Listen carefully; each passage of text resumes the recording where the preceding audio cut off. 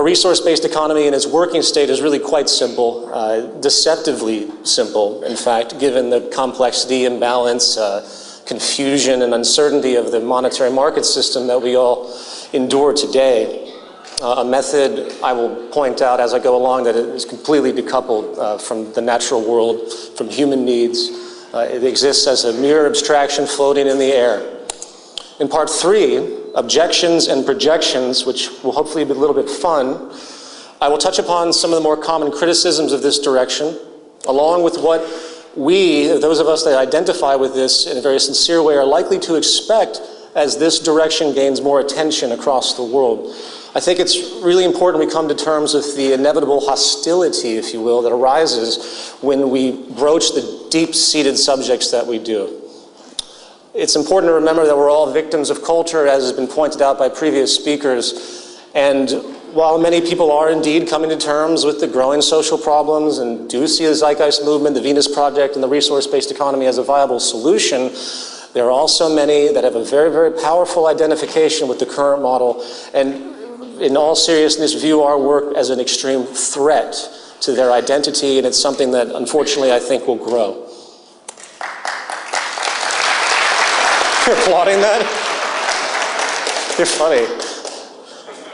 Then in part 4, I will talk briefly about the transition, something that's also been alluded to very well. I come at it from a similar angle and a little more general. The complexity and lack of predictability it holds, of course, is often elusive to those that immediately hear about this information, of course, ask the immediate question, how do we do it? You know, changing the world is not easy, especially when the concept presented is probably the most radical social shift the species has ever faced or considered. But this is why we're here.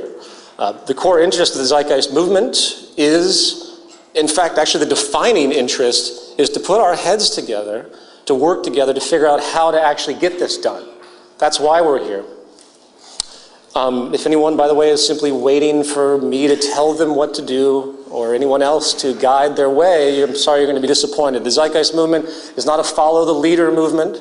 The only way this movement will work is if each one of you in this audience, each one of you listening to this webcast, each one of you viewing this event archive in the future and sees the merit of this is prepared to take the time and sacrifice to become an expert on this material and be able to transmit it to your fellow man in a fluid way. That's how, thank you.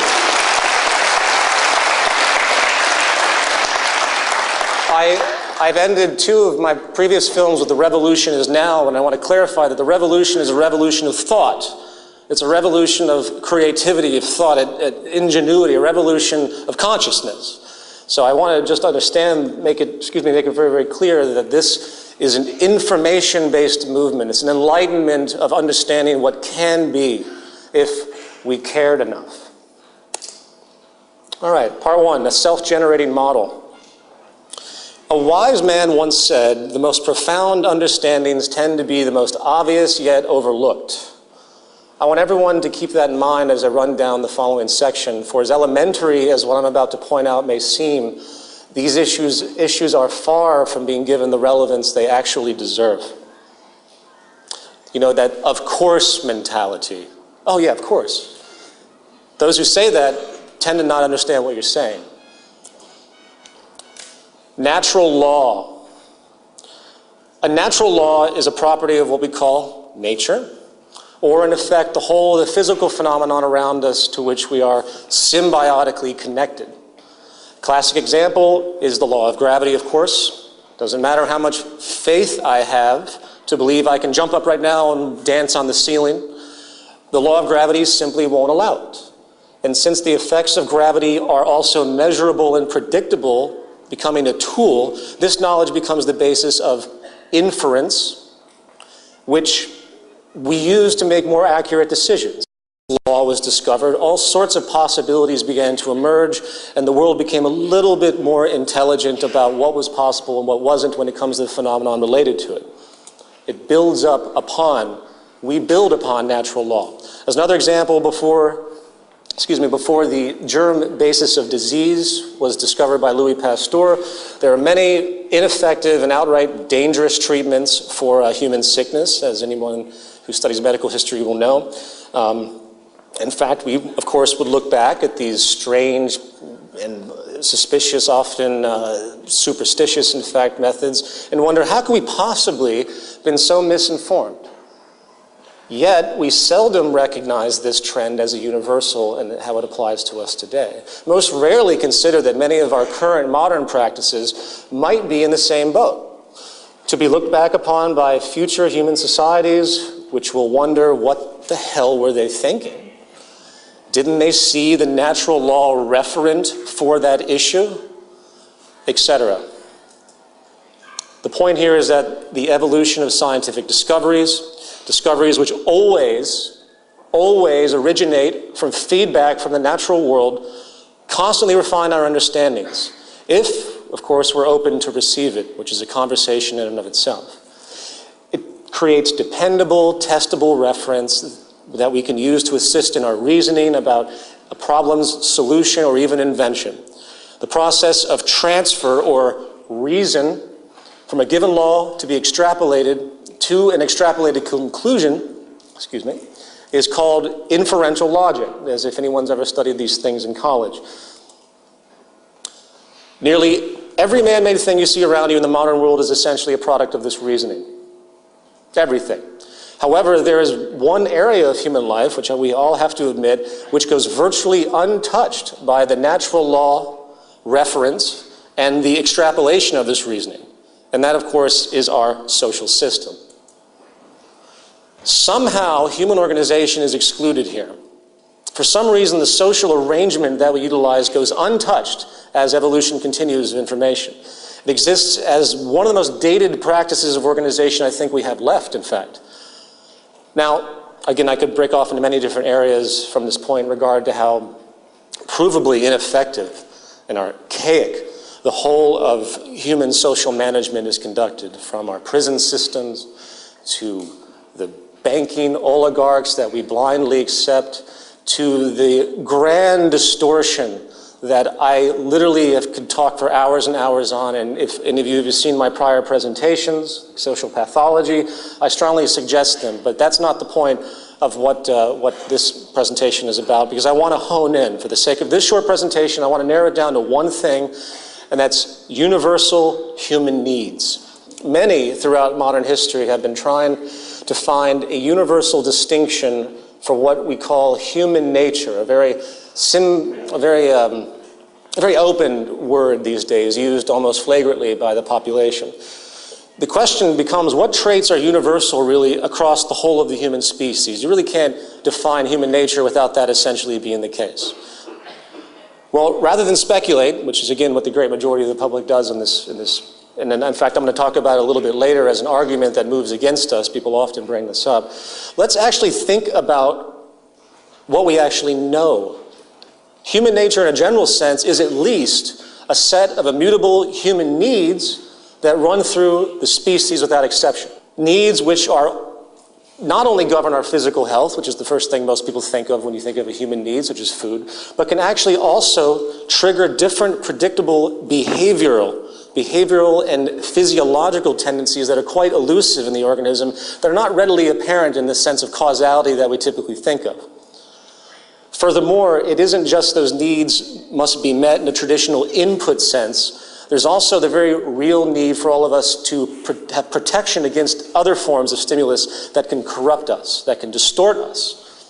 As will be touched upon in a moment, certain environmental or social stressors, for example, can create profound yet initially unnoticed consequences in human development. And it's a very misunderstood and underappreciated fact. Needless to say, if I don't get proper nutrition, water, air, I will cease to exist over time. If I'm exposed to substances that are chemically toxic to my biology, such as ingesting mercury or the like, I will likely get very sick or have permanent brain damage. If I suffer a serious vitamin deficiency as a child, there's a predictable detrimental outcome for my personal health, such as stunted growth or immunity deficiencies. But human needs, of course, do not stop at that basic level, and this is really the highlight of this.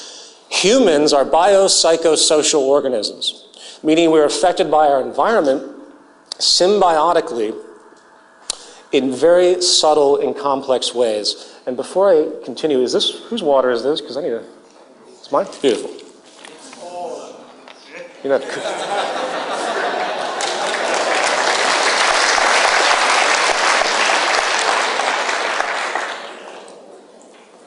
for instance, if a mother in the late stages of pregnancy suffers extreme emotional stress, flooding her system with cortisol, a stress hormone, the nervous system of that child could be predictably compromised in a negative way for the rest of his or her life.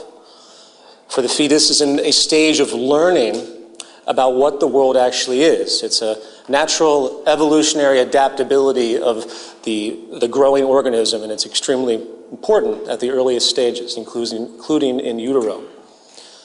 This goes for infancy and early childhood as well, a critical developmental period where the organism is literally being programmed, adapted to the possible nature of the world they exist in.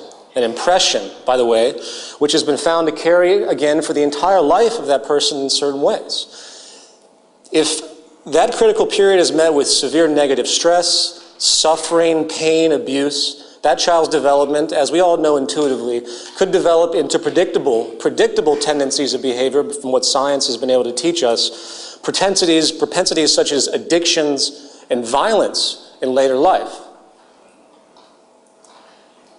The point here, with respect to human need, is that the physical, mental, and emotional health of a person can no longer be considered an isolated temporal affair. We are social and environmentally connected in an extremely real way, multifaceted.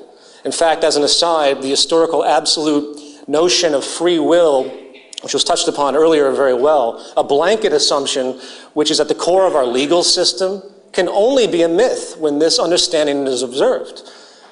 And while, of course, genetics has its obvious place, which I will touch upon a little bit later, there is little denying now that the variation that we see in human health, disease, and in fact human behavior appears to be significantly the result of our social and environmental conditioning, highlights through human needs being met or not being met. In other words, while it's obvious that there's cultural conditioning happening, when it comes to our bare needs and the spectrum of those, it's accentuated when those distortions, when those impressions are met or not met, when we do not get what we need or we are imposed upon by something that we should not be imposed upon. And the life cycle itself, the pre-programming, pre-learning we have as an organism, has throughout the cycle different responses to those needs. And naturally, the younger you are, the more the effect will pertain and continue for the rest of your life, the more severe the effect.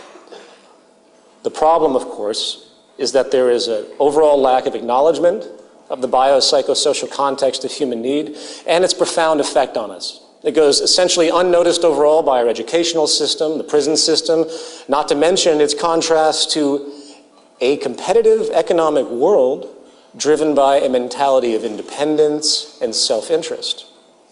I would even go so far to say that the core idea of being responsible and caring towards each other, or even the environment, in fact, on many levels, is actually held in hostility and contempt by many that have been conditioned by the current model. Little in the world we have created today seems to reflect these very real fundamental needs. They are denied by the social institution. The bottom line here is that if we as a society actually care about the well-being of each other, and hence the symbiotic natural law aspects that create and reinforce that progressive state, we are faced with an immutable social imperative. Across the entire spectrum of what we consider public health today, we now see long-term increases overall in cancer, personality disorders, poverty, obviously, familial deprivation, crime, depression, suicides, addiction, violence, self-harm, kids mutilating themselves, obesity, and many other medical, psychological, and anti-social signposts of an out-of-balance society. Something clearly is very, very wrong. So returning to my basic point, the core referent of any social system is the human being and its evolutionarily defined, immutable, pre-learned need requirements to develop properly survive, and maintain good health, and prosper.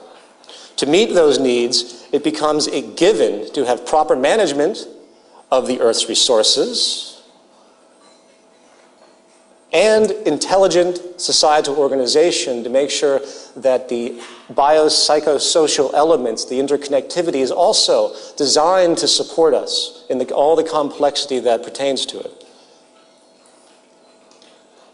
Anything less, frankly, is really negligence. In the words of Jacques Fresco, you can't just build a society without having access to the necessities of life. So when I use the term comprehensive systems approach, I'm talking about doing an inventory of the area first and determining what that area can supply. Not just an architectural approach, not just a design approach, but the design must be based upon all the requirements to enhance human life. And that's what I mean by an integrated way of thinking. Food, clothing, shelter, warmth, love, all those things are necessary.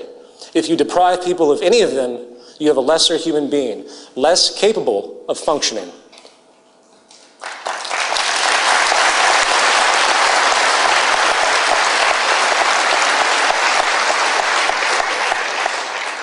So in the end, public health, in the broad view, is the ultimate measure of the performance of any social system, along with the intelligent management of the earth, which provides the core resources we need, coupled with social conditions, for example, reduced negative stress.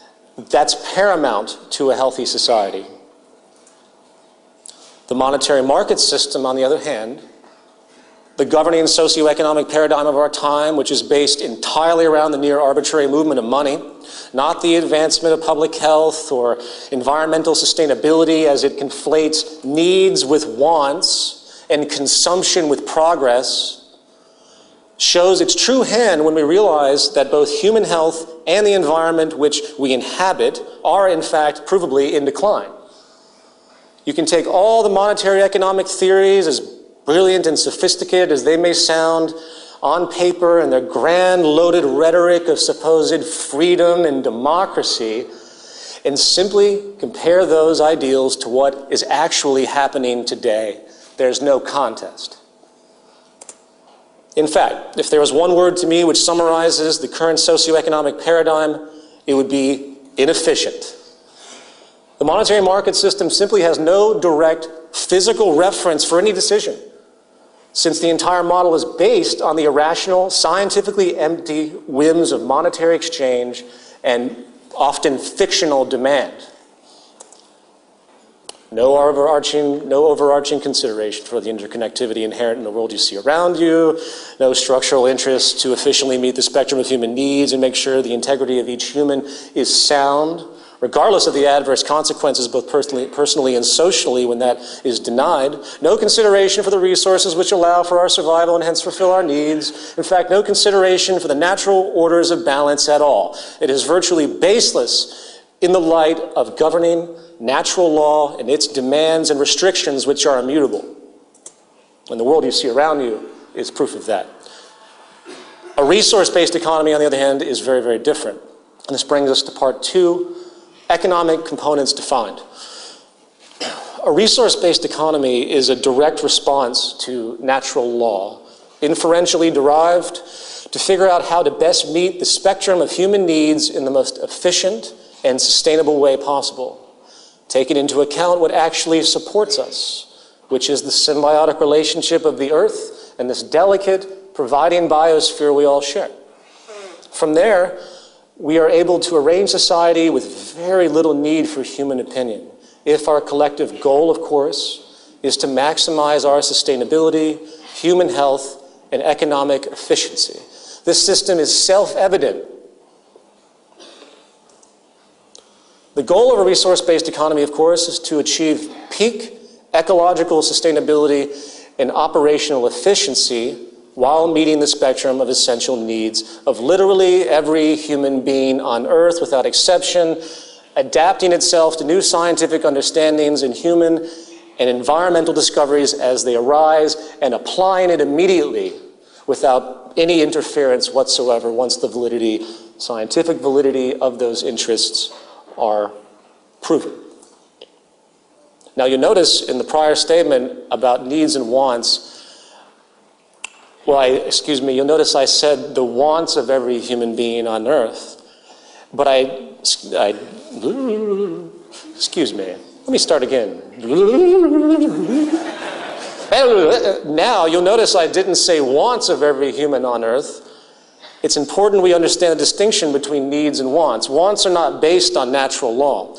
Wants are social contrivances based on cultural influences, fueled today by what we could call the infinite growth paradigm, which demands that everyone keep consuming at increasing rates, by the way, in order for the growth economy to remain afloat. The result, in part, is that wants and needs are now conflated. It's a strategy. Some people have excessive purchasing power and can have virtually anything they want, while at the same time the great majority now can not only achieve their temporal, cultural generated wants, they can't even meet their basic human needs. And if you have a system that conflates those two, suddenly no one's responsible because it comes to a single entity. So we can accept the fact that a child dies every 4 seconds for no reason because of poverty. On a different level, I often get the question when we bring up this model, what if I want a 50-room mansion in a resource-based economy? Where's my freedom to have that? And I usually ask back, okay, well, what if I want a 1,000,000-room mansion? Or perhaps, what if I want the entire continent of Africa as my backyard? At what point does this selfish, acquisitive, spoiled interest become blatantly irresponsible and socially offensive? Given we, one, of course, again, live on a finite planet, and two, in a society which one way or another, regardless of the social system, resources must be shared. Excessive, ostentatious living, to me, is really an anti-social form of neuroses, groomed by a social system that needs, again, constant demand and rewards arbitrary status for the sake of that demand. It's a psychological scam in a way. And if you will, frankly, if you think about it deeply, it's actually a form of violence against humanity itself. Now, before I run down, thank you.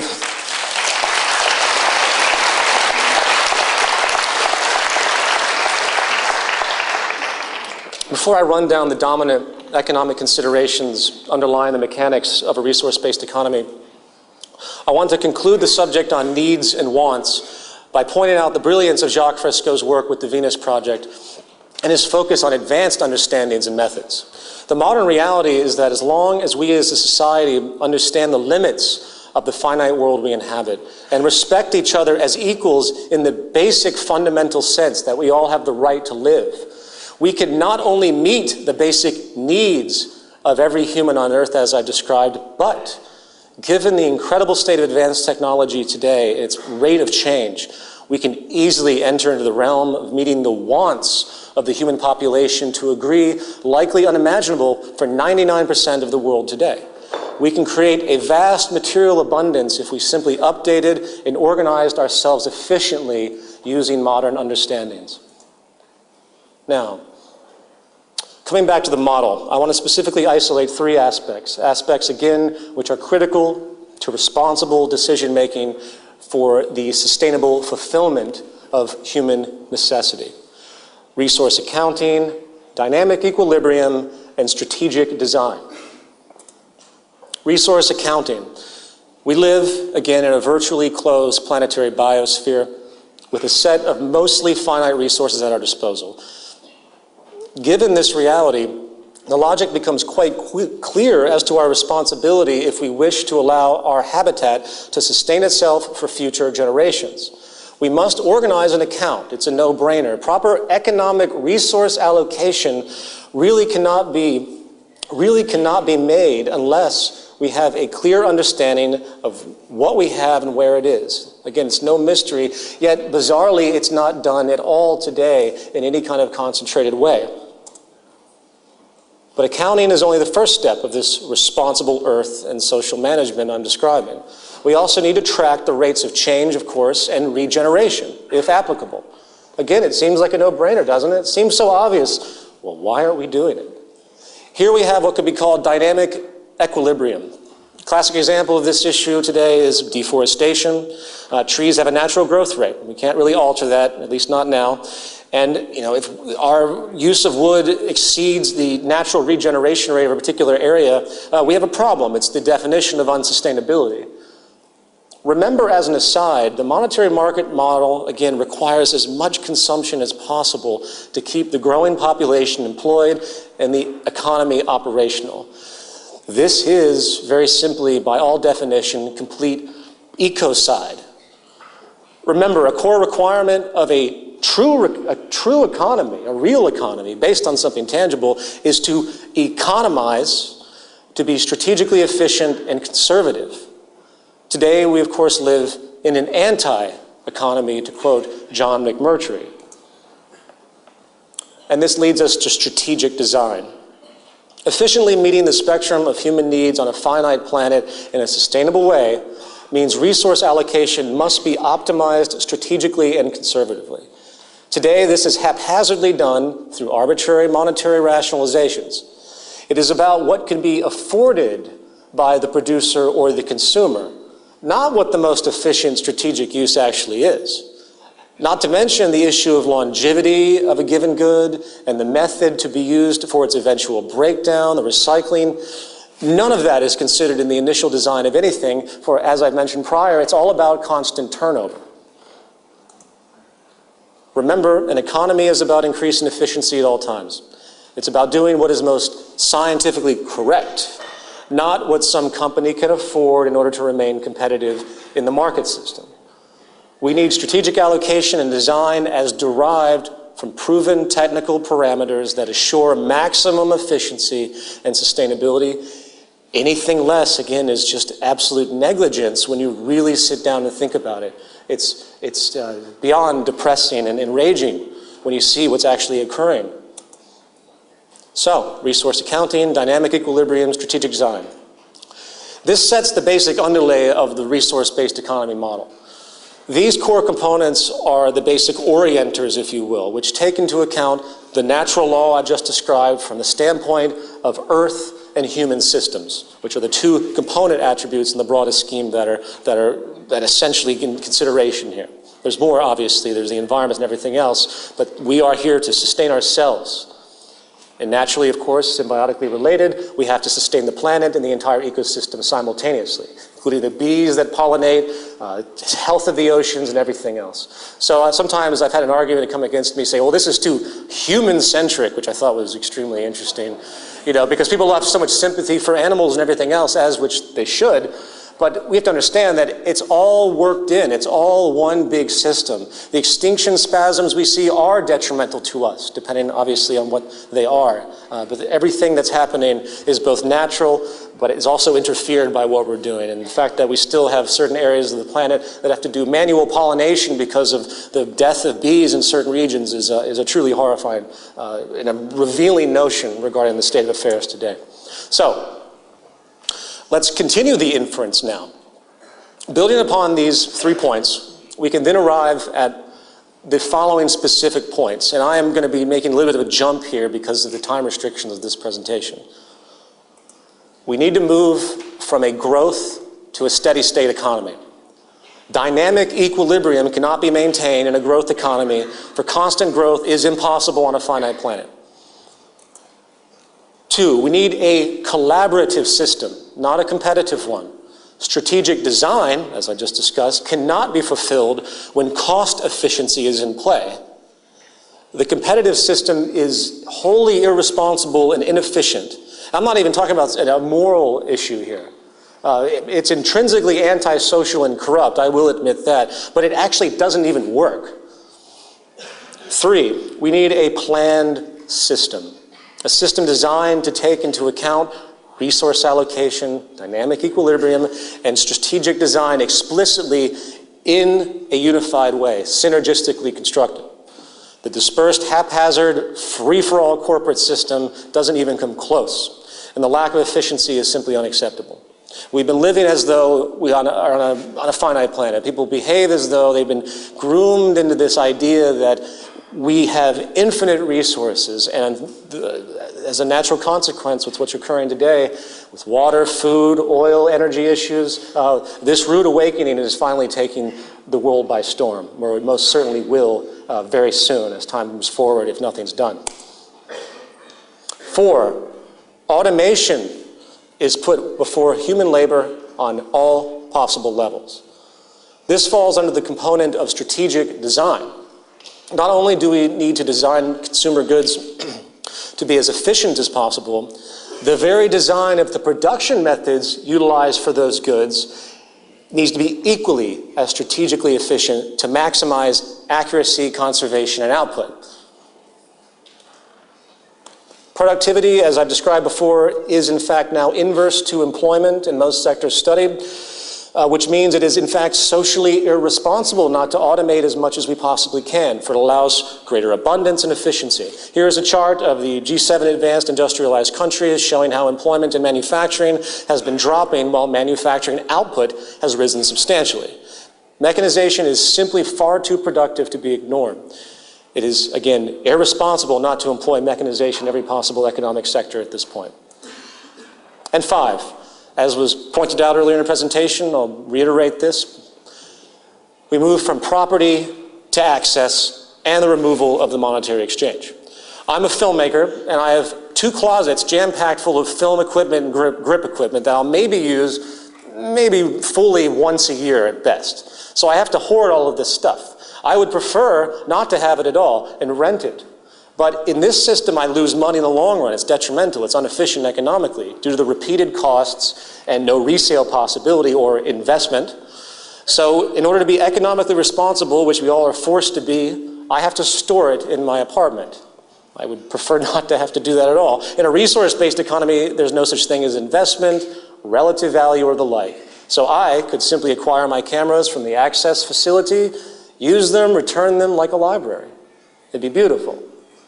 And if you extend this idea to the whole of the goods sector, the realization is that we can actually reduce production and the use of resources because they are being spread around, while counterintuitively, simultaneously enabling more access to the population when they need it.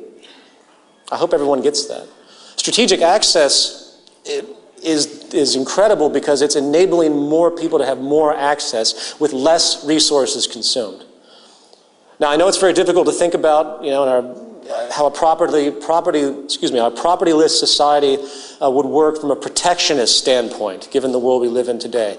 No one's going to steal your car if they know they can't resell it or if they can gain access to it themselves. People often forget why so-called criminal behavior occurs. There's reasons, and those reasons can be resolved. The system itself that we want to create here is simply designed to meet those needs. That's what an economy is. That's what it does. Money is no longer needed in a world that has an access abundance. And, of course, a population that actually understands what it means to live on a society where humans have to share the resources and it's a finite planet, to reiterate that point. Is it perfect? No, it's not a utopia, and there are a series of holes that even I can punch into it, but that doesn't mean they're not resolvable. It would be cataclysmically better than anything we have now, which is damaging ourselves and our environment, and is on pace to be getting worse exponentially. And this brings us to part 3, objections and projections. Now, I'm moving very quickly here. The preceding resource-based economic model treatment is a very compressed primer. Joe did a wonderful job of a more extensive treatment of this, which is similar to other lectures that have been given, and of course our orientation guide. So I want everyone I'm really happy that that thorough explanation was given, because this, if you weren't familiar with this would be very, very truncated, which it very much is. And I really encourage everyone to follow up if you have questions with all the resources that we have at thezeitgeistmovement.com. One thing I do recommend as a counterpart to the human necessity angle, the build-up inferential logical approach that I just denoted, is a section called Project Earth I did in a lecture called Where Are We Going? While there's also, of course, a truncated version of that in the film Zeitgeist Moving Forward. So please know that there's much more to it than this, but I hope the reasoning of what I've just described is coming through. My goal here in that description was to approach it from the angle of human need, which is something, unfortunately, we don't think about. Not just the human need aspect, but also the systems Earth approach and the relationship between the two and what we have to do to find balance, maximum efficiency and balance to enable as much prosperity as possible. That's the equation. That's the calculation. Now, my goal with part 3 is to not only address some very common criticisms and speculations that come up regarding what we just described and all the other materials that we have, but also to use those points to further communicate some other important issues of a resource-based economy. But before I begin, I think it's important to discuss something that's very important to me that I see rising in the community, on the internet, in my own personal experiences and interactions with people, and that is the issue of violence in communication. Needless to say, we're all victims of culture on one level or another. That means we've been influenced and groomed in certain patterns of thought by our environment. And one of the cultural staples of modern society, unfortunately, is the use of verbal violence to support one's position. And sadly, I don't know anyone who doesn't impulsively engage in this from time to time, including myself.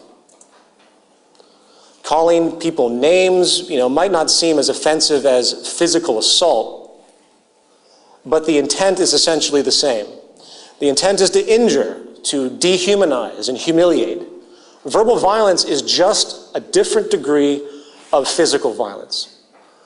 In fact, I'm a firm believer and have done a tremendous amount of study on the work of Martin Luther King and Gandhi and all of the initiators of the nonviolent communication movement.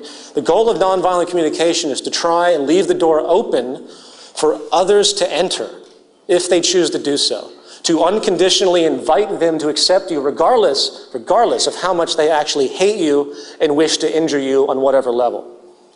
Easier said than done, but it really is the only effective method.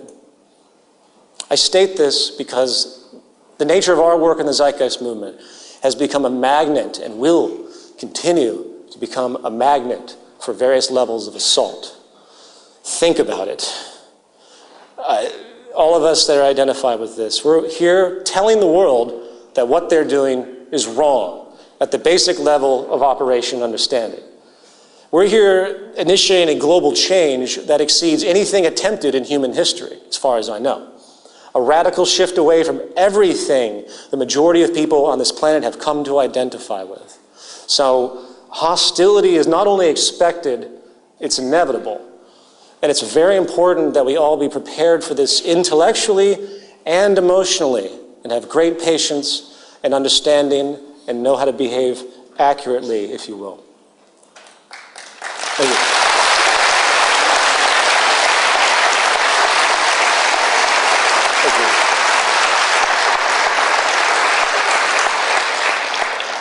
Now, we always have a lot of seriousness in the discussions that naturally seriousness is important. It's where we are. But I've tried to make this a little bit more relaxed in my presentation of the critics of a resource-based economy. First of all, about 99% of the time, the critics of this system approach it from the standpoint of prior surface associations from history. In fact, the greatest phrase I've ever heard as of yet was someone who referred to it as Marxism with robots. Now, I'm not blind. That's Tiny, the communist robot. He's a good guy. Now, I'm not blind. I see the obvious surface associations with historically proposed communism. But the fact is, as I've alluded to in a truncated fashion, the train of thought that arrives at a resource-based economy is self-evident. Those that use this rhetoric often present it as though we are building upon those early ideas. Well, no. Communism in whatever form might not have ever existed, and it wouldn't change anything as to the inferential logic that arrives at a resource-based economy. Natural law is natural law. Human needs are human needs, and a finite planet is a finite planet.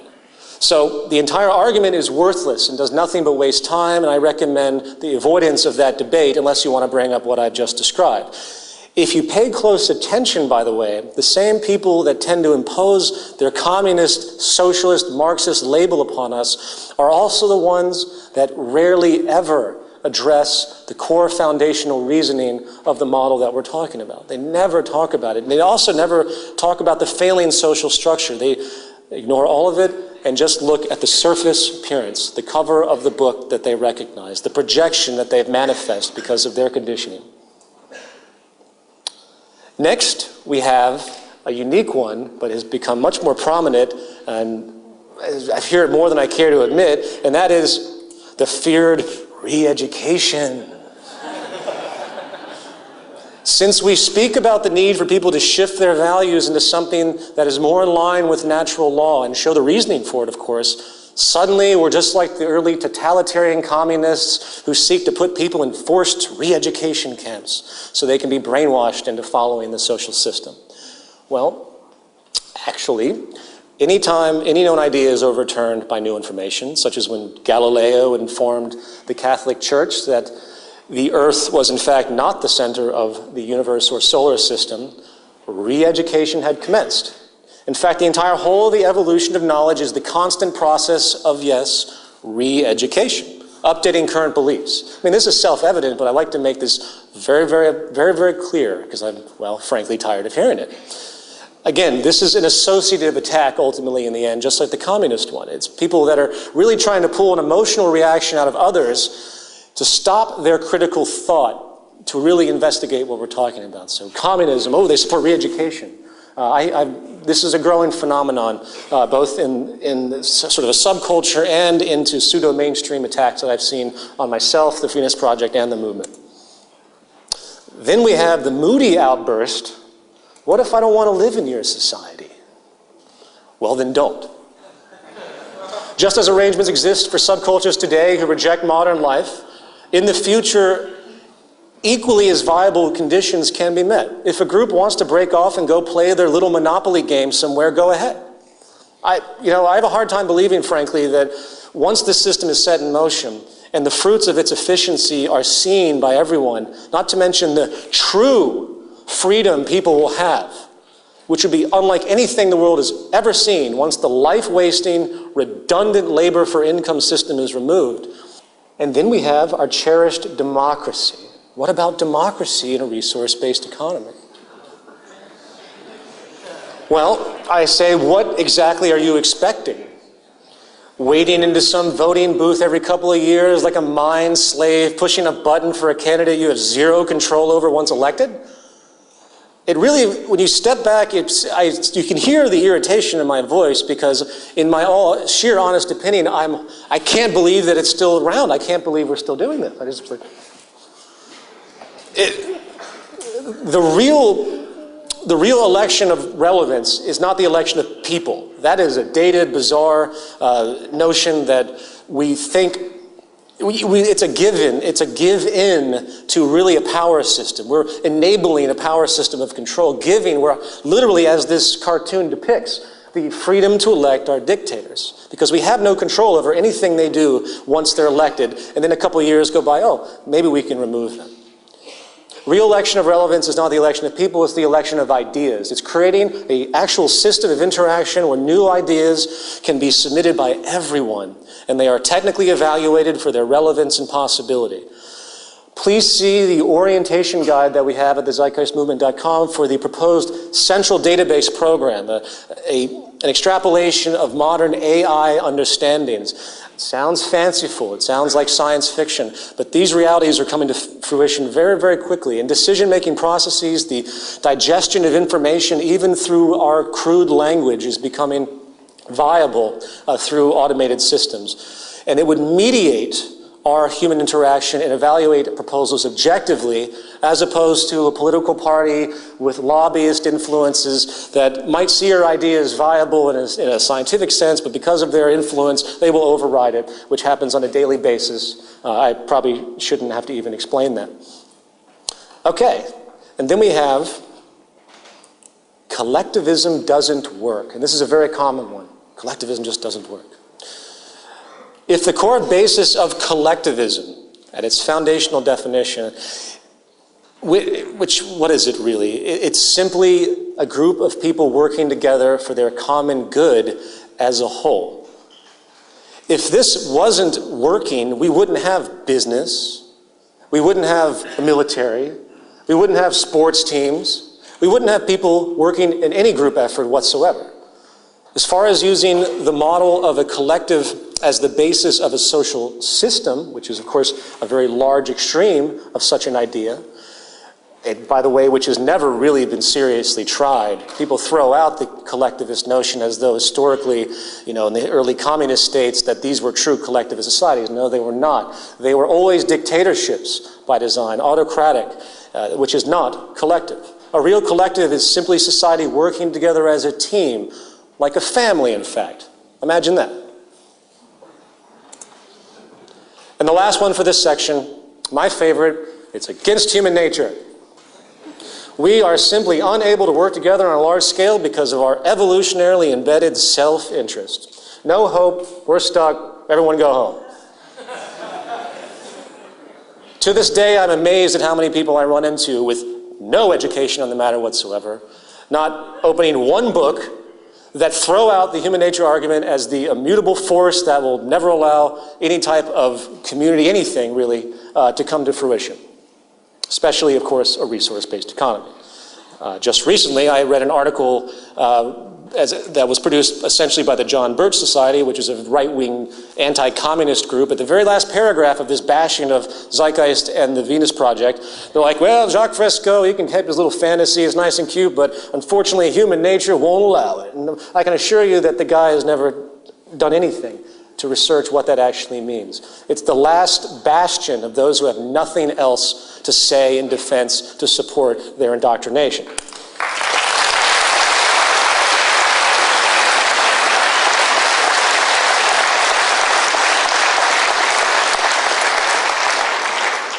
The ultimate question, to delve into this a little bit, is it against human nature to cooperate? That's the central question.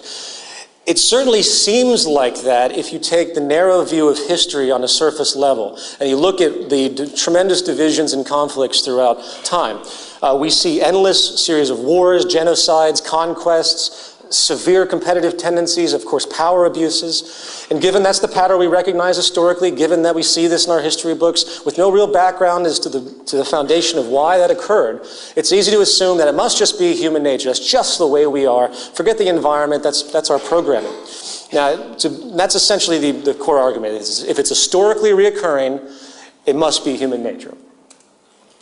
However, we do see, and this is what's ignored, that human beings do cooperate extremely well in certain environments. As much as I don't like the military, it's a collective. It is a unified system working together. It is a collaborative system. They train and work together, and they do so very well. Granted, they are competing against a common enemy, so there's your division, but cooperation is existing nevertheless, even if it's isolated. I had a conversation with a behavioral biologist at Stanford University, and he made a very unique point to me regarding the subject of self-interest and the us against them pattern that exists, as he's seen it, through almost all primate species, including ourselves, of course. It appears that if the human species is very, very different in its us against them issue, while it's concurrent, while it exists, obviously the pattern exists, the malleability of who the them is and who the us is almost as arbitrary as anything else. On a dime, we can turn the other cheek and find a new enemy. So, who is to say that that enemy has to be another person or group? The conditions might simply be dictating that due to the scarcity of the environment, perhaps, which is, of course, probably the reality.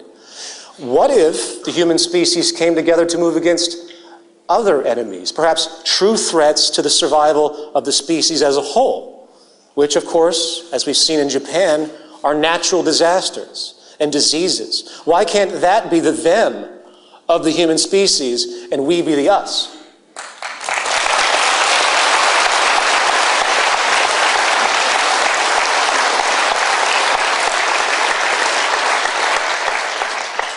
At the end of the day, the entire thing is really about the environment, and that is what navigates this. So I have no problems.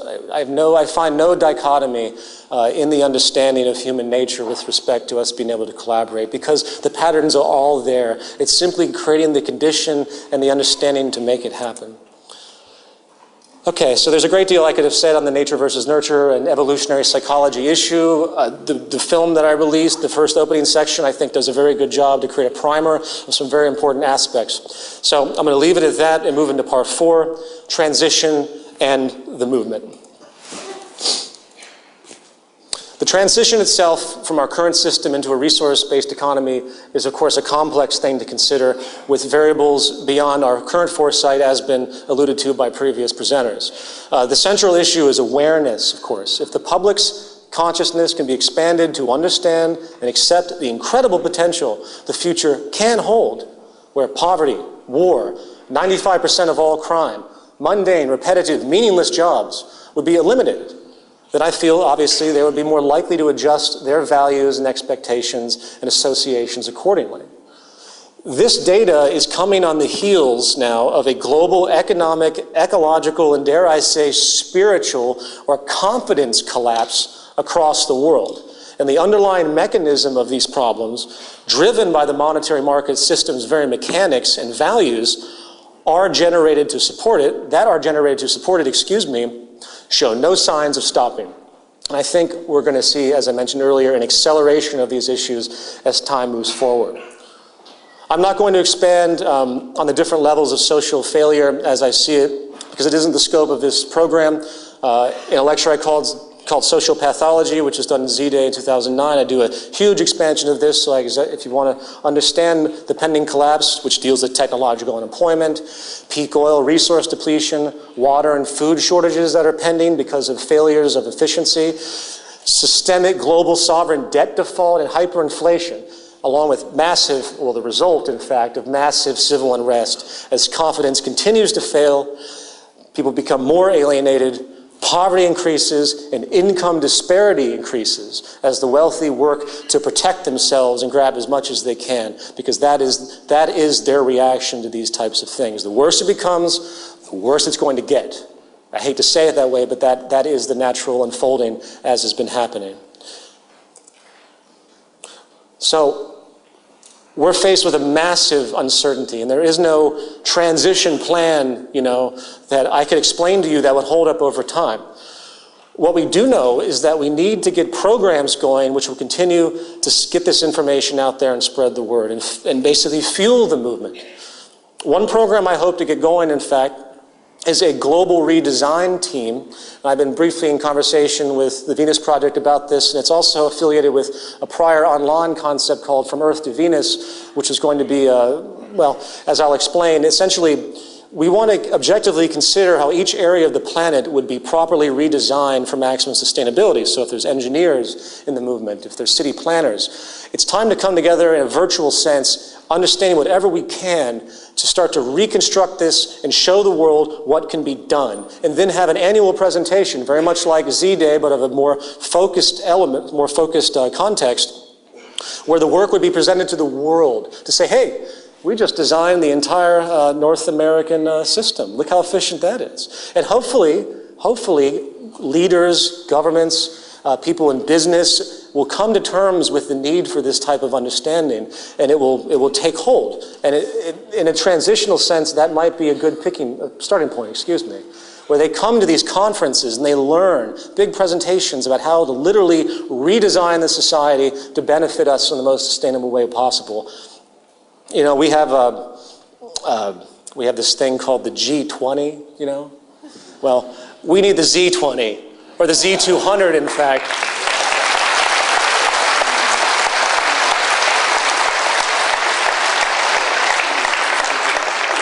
To begin to show those people and the world what a real economy actually is.